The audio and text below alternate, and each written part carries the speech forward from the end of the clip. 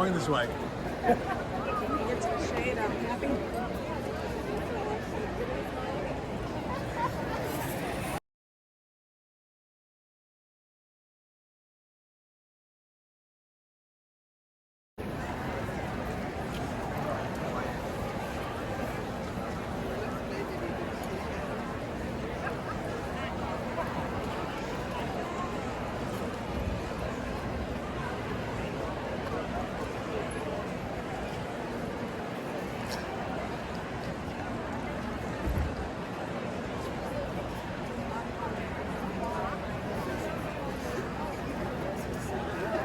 I think it's them. They made all those bolts.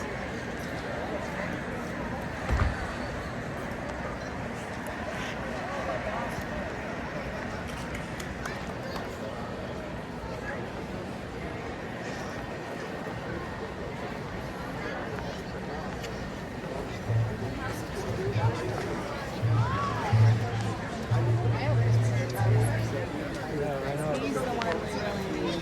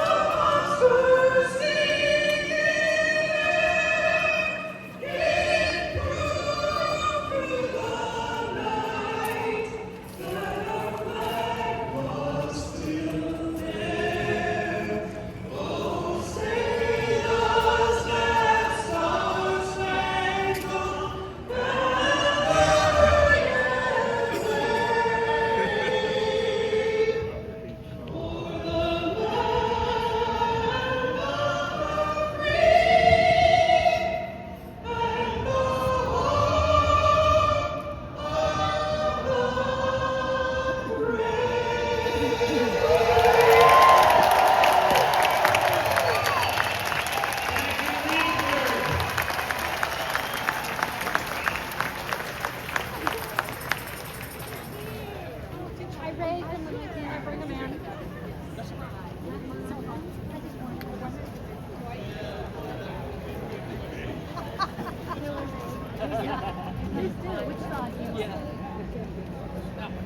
Doesn't make sense today.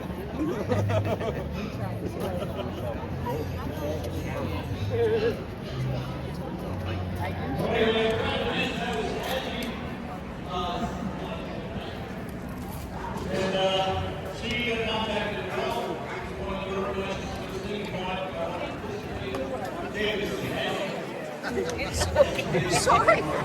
She's loving on everybody. Thank you, Angie. I should have known that.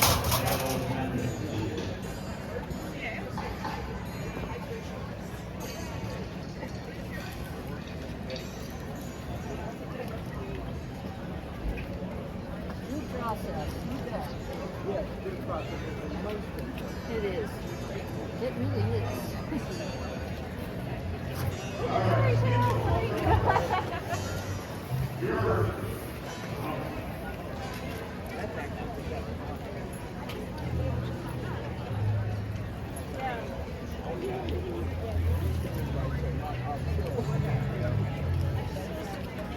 Yeah. Oh, that's funny. I didn't see that.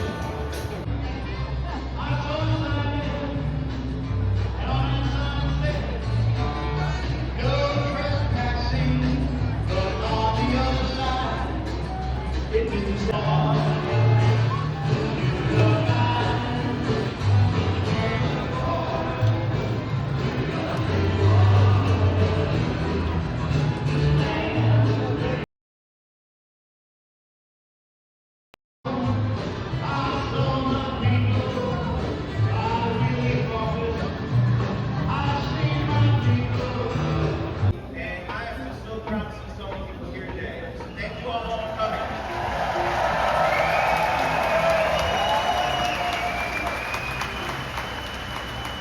So I'd like to learn a little bit about you all now. Okay, so first off, please yell, shout, scream if you are a Republican in exile who is also an anti-fascist. Please show them some love for being here today.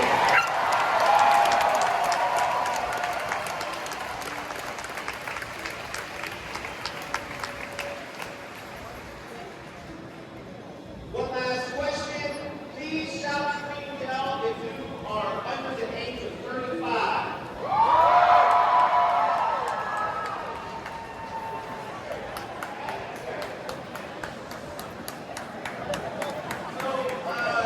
I got a quick message to those of you who are under 35 who may not realize this. You are technically a young Democrat. When I was a young lad, I was 33 years old. I was president of the Young Democrats. And we did some really cool stuff. We helped bring peace around here. We just helped organize young people in general. And this is ways to change the dynamics of our economy, which was pretty solid right at the time. So anybody who's here to reach out, please get involved. Step up right now and please.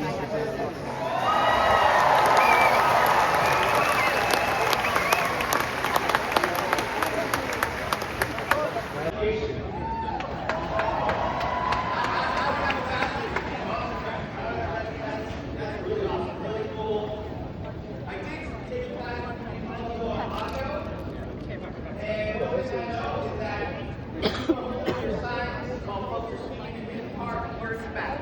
So while folks are speaking, you can do it when I'm talking, nobody can hear anything. But when the other folks are speaking, if you don't mind putting them down, we'd greatly appreciate it.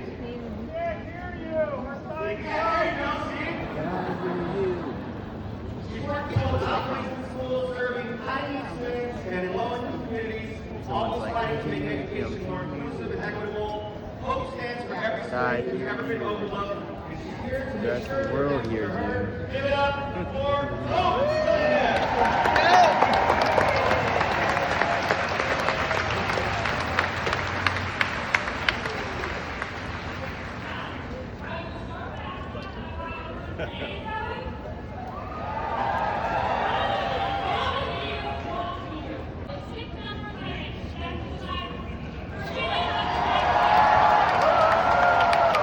Just don't take me in it.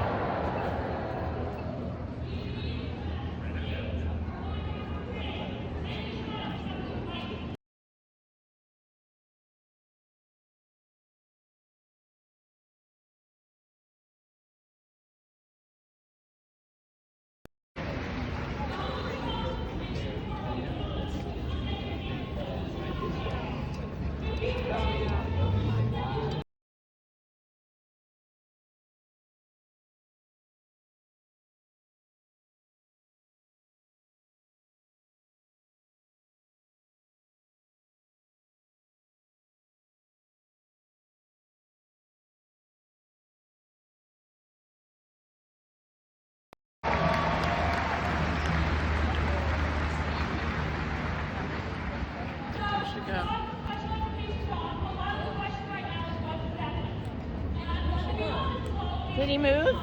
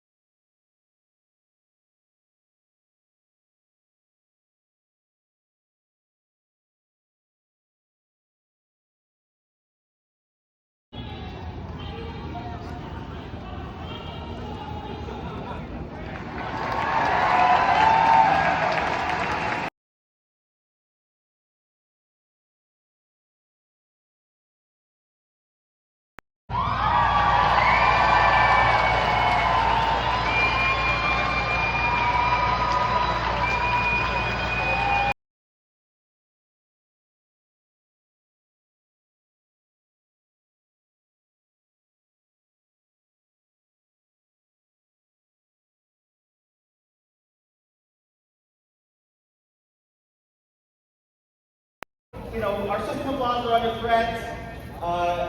The Department of Justice is headed by somebody who doesn't believe in justice or departments. And you know, we're in seriously perilous times because of this. This might be one of the scariest things happening right now, even in the midst of what's happening in Chicago and what they did in D.C. and what they're trying to do in Portland. This is a scary thing right now to know that the Justice Department is so corrupt and so unable to do its job. And so we're bringing out somebody to speak to this today.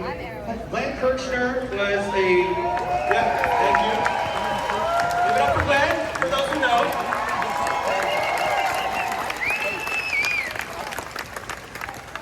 So Glenn was a federal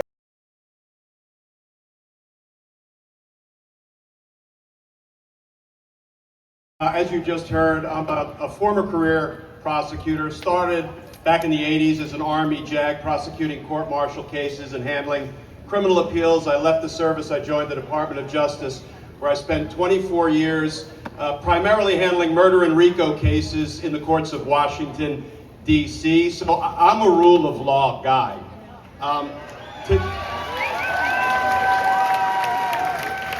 the extent, you know, I'm to talk about anything, it's the rule of law. And the problem right now, as we all know, is Donald Trump and Pam Bondi and Kash Patel are trying to walk the rule of law deep into the woods and shoot it dead, but we're not going to let them. We are not going to let them.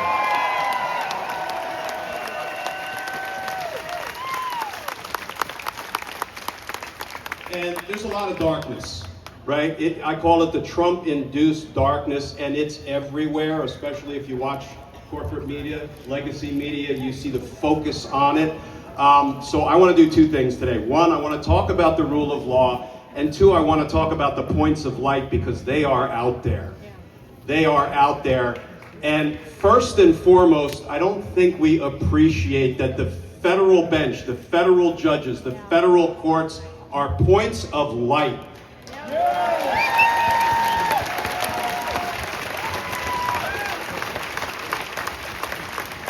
You know, immediately after Donald Trump was inaugurated for his second reign of terror, right? What was one of the first things he did?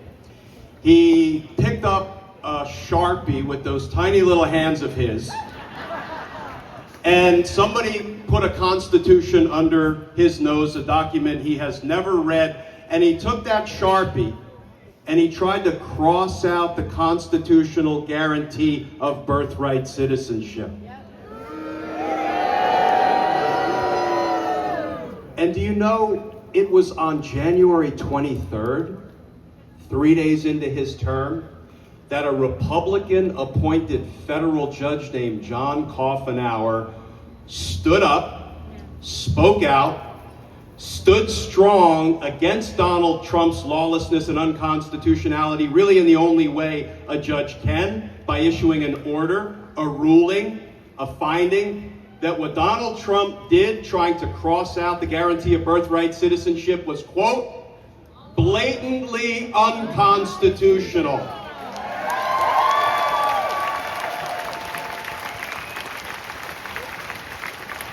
That was just 3 days into Donald Trump's term, and the federal judiciary began to stand up against Trump's lawlessness and unconstitutionality.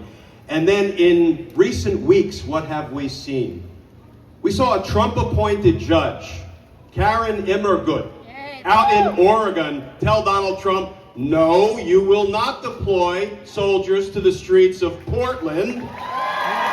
No, you will not. And what did Judge Immergut write? She said that Donald Trump's assertions are, quote, untethered to the facts. That is the federal judiciary standing up for us, standing up for the Constitution, and standing up for the rule of law against an aspiring dictator. In recent days, what did we have? Judge April Perry, right? She's a judge from Illinois, based in Chicago. And what did she say to Donald Trump? No, you will not deploy soldiers to the streets of Chicago.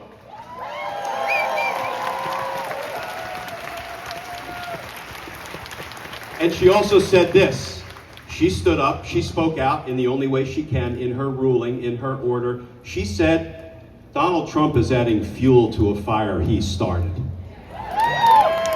And we all know he's trying to use it as a pretext to invoke the Insurrection Act, but the judges are not letting him go there. So the federal judiciary is standing strong. And then right after Judge Perry ruled, Donald Trump ran up to the appeals court, the Seventh Circuit Court of Appeals. And not only did the Seventh Circuit Court of Appeals affirm Judge Perry's ruling, but look on page 14, because they uttered the following 5 words that should be a banner, if not literally, figuratively behind all of us today. They said, make sure I don't misquote them. They said, political opposition is not rebellion. Political opposition is not rebellion.